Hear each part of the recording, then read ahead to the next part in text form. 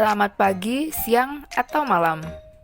Kami dari kelompok 1 evaluasi proyek, dan kali ini kita akan membahas salah satu tol yang paling terkenal di Indonesia, yaitu Tol Cipali. Berikut ulasannya. Overview Tol Cipali terbentang sepanjang 116 km melalui Kabupaten Purwakarta, Subang, Indramayu, Majalengka, dan Cirebon, memperpendek jarak tempuh sejauh 40 km dan memotong waktu tempuh 1-2 jam. Operator tol ini adalah PT Lintas Marga Sedaya. Pekerjaan konstruksi dilaksanakan oleh konsorsium PT Karaba Gria Mandiri dan PT Nusaraya Cipta Joint Operation. Mulai dikerjakan pada 8 Desember 2011, selesai 85% hingga September 2014 dan diresmikan oleh Presiden Joko Widodo pada 13 Juni 2015. Jadwal pelaksanaan Tol Cipali. Sebenarnya proyek Tol Cipali telah digagas pada akhir rezim Orde Baru. Bahkan dalam buku Sandiaga Uno yang berjudul Kerja Tuntas Kerja Ikhlas 2017 terungkap bahwa proyek ini tuh sebenarnya udah muncul sejak era Presiden Soeharto, sebagaimana tercatat dalam Rencana Tata Ruang Kabupaten Subang yaitu tahun 1996. Tetapi banyak banget kendala yang menghambat proyek ini, terutama pada krisis moneter tahun 1997 dan 1998. Bahkan Soeharto pun lengser pada tahun 1998. Pasca reformasi, perekonomian nasional belum sepenuhnya stabil, meskipun rezim beberapa kali berganti. Dari era Presiden B.J. Habibie, lalu juga Abdurrahman Wahid, hingga Megawati Soekarno Putri. Kelanjutan nasib proyek Tol Cipali masih belum juga dibangun. Pada masa pemerintahan SBY yang berlangsung sejak 2004, upaya untuk menghidupkan kembali Tol Cipali pun mulai dilakukan. Tapi lagi-lagi muncul halangan, termasuk alotnya pembebasan lahan. Setelah urusan pembebasan lahan tuntas, proyek kembali dilanjutkan. Sejak 2014, proyek dilanjutkan oleh Jokowi dan kemudian disahkan dan diresmikan pada tanggal 13 Juni 2015. Lalu peralatan berat apa aja sih yang dibutuhin dalam pembangunan Tol Cipali ini? Peralatan berat yang dibutuhin dikirim melalui Jalan Majalengka, Cirebon sesuai dengan jadwal pengiriman alat berat. Material yang dibutuhin pun sesuai dengan jadwal pekerjaan dan kapasitas tempat pembuangan, agar nggak terjadi kerusakan lingkungan karena limbah pembangunan tol. Beberapa peralatan yang digunakan antara lain AMP MBW 800 3 unit, batching plan 2 unit, slip form paver 2 unit, tire roller 3 unit, asphalt paver 2 unit, tandem roller 2 unit, crane truck 25 ton 2 unit, mixer truck 5 unit, dan concrete pump 1 unit.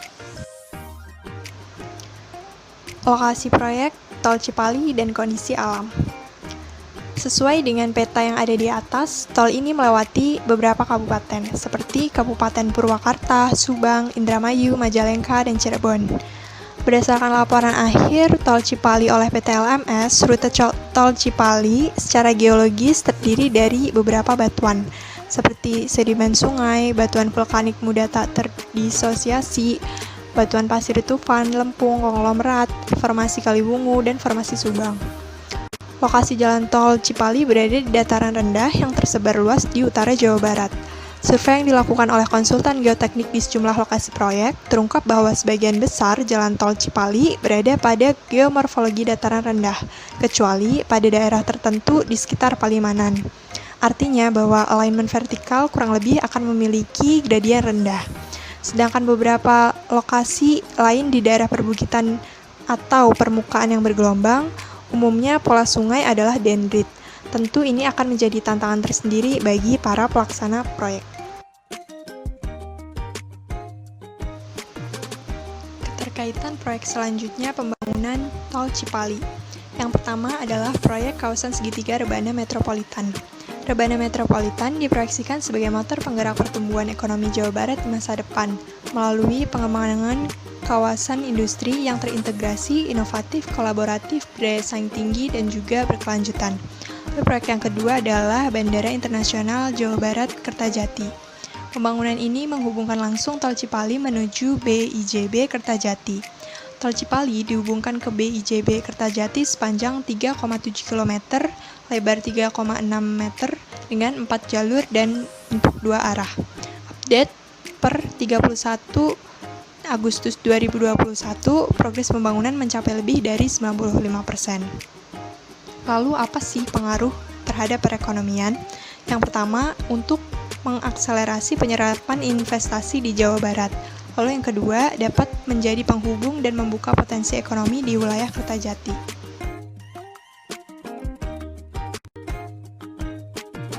Anggaran pembangunan Jalan Tol Cipali. Jalan Tol Cipali dibiayai dengan skema Private-Public Partnership atau kerjasama pemerintah swasta. Pembangunan dilaksanakan oleh PT Lintas Marga Sedaya melalui komposisi pemegang saham adalah Plus Expressways Berhad sebesar 55%, dari PT Besakara Utama Sedaya sebesar 45%, dan pelaksananya oleh PT Lintas Marga Sedaya dengan total investasi sebesar 12,56 triliun. Dari sisi kinerja keuangan, pada kuartal 1 2015, perseroan mencatat pendapatan sebesar 903,6 miliar dan merupakan 25,1% pencapaian dari target yang ditetapkan sebesar 3,6 triliun untuk 1 tahun. Total pendapatan NRCA pada kuartal 1 2015 tersebut meningkat 22,7% dibandingkan pada kuartal 1 2014. NRCA meraih laba bersih sebesar 61 miliar pada periode Januari sampai Maret 2015 atau sekitar 26,5% dari target tahun 2015 yang ditetapkan sebesar 230. Kenaikan tarif tol pada tahun 2020. PT Lintas Marga Sedaya akan menaikkan tarif jalan tol ruas Cikopo Palimanan mulai Jumat 3 Januari 2020. Tarif tol terjauh untuk asal dan tujuan perjalanan ruas tol Cipali bagi kendaraan golongan 1 naik dari 102.000 menjadi 107.500. Kenaikan itu berdasarkan keputusan Menteri Pekerjaan Umum dan Perumahan Rakyat tanggal 27 Desember 2019. Untuk kendaraan golongan 2 naik dari 153.000 menjadi 177.000. Untuk golongan 3 terjadi penyesuaian dari 204.000 menjadi 177.000. Untuk golongan 4 tarifnya turun dari 255.000 menjadi 222.000. Lalu golongan 5 juga turun dari 306.000 menjadi 222.000. Penyesuaian tarif ini menurut Presiden Direktur PT Lintas Marga Sedaya sesuai dengan perhitungan data inflasi Kota Cirebon, Jawa Barat sebesar 4,93%. Volume kendaraan di tol Cipali selama tahun 2021 mengalami penurunan drastis, terutama dari larangan mudik yang dimulai pada tanggal 5 Mei tahun 2021. Jumlah volume kendaraan hanya 38.000 unit, dibandingkan sehari sebelumnya mencapai 61.000 unit. Dari rata-rata sehari 40.000 kendaraan, sekarang hanya 15.000 kendaraan saja. Tol Cipali sendiri juga dinominasi berbagai macam kendaraan, mulai dari mobil pribadi, minibus, truk, hingga tronton.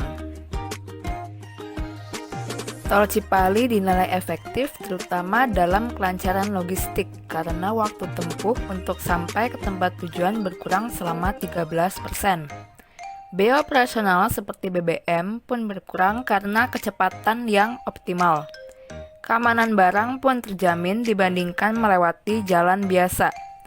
Tol Cipali dapat mengoptimalkan pelabuhan Cirebon, kawasan industri di Jawa Barat bagian utara, dan mendukung pengembangan ekonomi wilayah industri, terutama di sekitar Jawa Barat. Tol Cipali melewati 5 kabupaten di Jawa Barat, yaitu Purwakarta, Subang, Indramayu, Majalengka, dan Cirebon. Untuk Kabupaten Subang, Kabupaten Brebes, dan Indramayu mengalami aktivitas ekonomi yang menurun karena masyarakat ini lebih memilih untuk lewat jalan tol, sehingga kabupaten-kabupaten tersebut yang berada di jalur Pantura dan aktivitas ekonominya didominasi oleh penjualan oleh-oleh, rumah makan hingga SPBU mengalami penurunan omset hingga 50%. Namun kondisi ini berbeda dirasakan oleh Kota Cirebon yang mana mengalami peningkatan aktivitas ekonomi karena adanya Tol Cipali yang membuat Kota Cirebon kedatangan banyak pengunjung ke kota tersebut, sehingga hasil penelitian diketahui bahwa usaha rumah makan mengalami peningkatan omset sebesar 30% dan penjualan batik meningkat sebesar 100% di Kota Cirebon. Dari tabel tersebut dapat dilihat bahwa pertumbuhan ekonomi wilayah-wilayah di sekitar Tol Cipali bervariasi. Ada yang mengalami peningkatan dan ada juga yang mengalami penurunan. Kabupaten Subang dan Kota Cirebon sebelum atau sesudah beroperasinya jalan tol, pertumbuhan ekonominya terus mengalami peningkatan. Kondisi berbeda terjadi di Kabupaten Brebes dan Kabupaten Indramayu. Setelah beroperasinya jalan tol, Kabupaten Brebes mengalami perlambatan pertumbuhan ekonomi pada tahun 2016 yang mana saat pertama kali beroperasinya jalan tol. Sedangkan untuk Indramayu sendiri mengalami perlambatan pertumbuhan ekonomi di mana pada tahun 2014 pertumbuhan ekonomi sebesar 4,93%, sedangkan tahun 2015 hanya sebesar 2,16%, di mana pada tahun 2015 ini telah beroperasinya jalan tol Cipali. Setelah beroperasinya jalan tol Cipali, banyak usaha di jalur Pantura harus gulung tikar karena penurunan pendapatan akibat sepinya masyarakat yang melewati jalur Pantura. Hal inilah yang mengakibatkan peningkatan pengangguran di wilayah tersebut. Analisis faktor-faktor penyebab berbedanya pertumbuhan ekonomi wilayah-wilayah tersebut. Kota Cirebon merupakan pusat perkembangan nasional sehingga memiliki infrastruktur yang lebih lengkap dan skala pelayanan yang lebih luas dibanding dengan wilayah-wilayah yang mengalami penurunan aktivitas ekonomi yaitu Indramayu dan Brebes. Yang kedua, Kota Cirebon dan Kabupaten Subang memiliki destinasi wisata yang telah banyak dikenal oleh wisatawan di luar wilayah dibanding dengan Kabupaten Indramayu dan Brebes. Selain itu, perkembangan sektor wisata Indramayu dan Brebes masih terbilang minim dan belum banyak dikenal. Yang ketiga, Cirebon terletak pada lokasi yang strategis. Lokasi geografis Cirebon yang berada di tengah-tengah antara Jakarta dengan Semarang menjadikan Cirebon memiliki julukan sebagai kota transit, sehingga terjadi pertumbuhan pada sektor perhotelan, restoran, dan juga pusat oleh-oleh. Dengan adanya Undang-Undang Nomor 2 Tahun 2012 tentang pengadaan tanah bagi pembangunan untuk kepentingan umum ini, dimaksudkan agar masyarakat lebih memahami bahwa proses ganti rugi atas tanah yang digunakan untuk pembangunan tol Cipali ini dapat berjalan dengan lancar tanpa adanya kendala serta dapat mempercepat proses pembangunan tol Cipali di Indonesia. Ganti rugi atas tanah yang digunakan untuk suatu pembangunan tentunya sudah sesuai dengan asas kesepakatan karena pada dasarnya masyarakat menerima penawaran ganti rugi tersebut. Jika adanya keberatan dalam mekanisme tersebut, tentunya ada teknis penanganan dan pengaduan masalah pertahanan yang berdasarkan keputusan Kepala BPN RI nomor 34 tahun 2007 yang di dalamnya berisi tentang definisi subjek pengadu, penegasan bahwa pengadu merupakan hak setiap orang dan didasarkan pada asas praduga tak bersalah, lalu adanya tersedianya tata cara penanggapan pengaduan, mekanisme verifikasi yang bersifat transparan dan akuntabel, adanya batas waktu penyelesaian pengaduan, dijaminnya akses publik terhadap informasi tentang proses dan hasil kerja pengelola pengaduan, lalu yang terakhir kewajiban instansi penerima pengaduan untuk memfasilitasi penyelesaian sengketa melalui Alternative Dispute Resolution atau ADR apabila hasilnya layak untuk ditindaklanjuti. Tol Cipali menyangkut kepentingan umum yang mencangkup 4 tahap, yaitu adanya tahap perencanaan yang meliputi sosialisasi kepada masyarakat tentang perencanaan pembangunan untuk kepentingan umum dan pendataan awal objek yang terkena pengadaan tanah, status tanah, luas tanah, dan diakhiri dengan pembuatan berita acara kesepakatan dengan masyarakat untuk penetapan lokasi. Lalu ada tahap persiapan, yaitu meliputi musyawarah ganti rugi, pengukuran, pendataan masing-masing tanah, bangunan, tanaman, bangunan yang bernilai, lalu ada persetujuan ganti rugi. Yang ketiga ada tahap pelaksanaan, yaitu terdapat kegiatan pembayaran ganti rugi yang diikuti dengan pelepasan hak atas tanah kepemilikan tanah oleh Badan Pertahanan Nasional. Lalu yang terakhir ada tahap penyerahan hasil, yaitu di mana terdapat berita acara hasil persiapan pembebasan tanah untuk kepentingan umum yang kemudian akan diserahkan ke pihak yang terkait dan berkepentingan, yaitu jasa marga. Pertama ialah proses pembangunan memiliki horizon planning yang cukup lama, yaitu selama 25 tahun dari tahun 1996 hingga tahun 2011. Menurut Zeihazer dan Barry Render, semakin panjang horizon, semakin banyak ketidakpastian dan resiko yang membuat rencana menjadi tidak akurat. Yang kedua ialah adanya kurangnya memperhatikan rekomendasi AMDAL. Berdasarkan studi AMDAL 2008, di beberapa lokasi tanah mungkin memerlukan perawatan, seperti tanah lunak dan berpotensi tinggi tanah yang membengkak. Hal ini dibuktikan dengan adanya amblesnya tanah di Tol Cipali pada KM 122 pada Februari tahun 2021 ini. Yang ketiga ialah dibangunnya Tol Cipali agar menjadi jalur pilihan dan sekaligus pengganti untuk masyarakat bermobilisasi antar daerah di Pulau Jawa via darat, sehingga berfungsi menjadi jalur yang dapat dipilih masyarakat untuk bermobilisasi dengan jarak dan waktu yang lebih singkat. Yang keempat ialah dilakukannya proyek kelanjutan ini diharapkan kedepannya dapat mewujudkan sinergi pengembangan kawasan melalui integrasi rantai logistik industri besar, menengah, kecil, dan peningkatan konektivitas kawasan untuk integrasi hubungan logistik kawasan industri, perkotaan, dan kawasan pedesaan.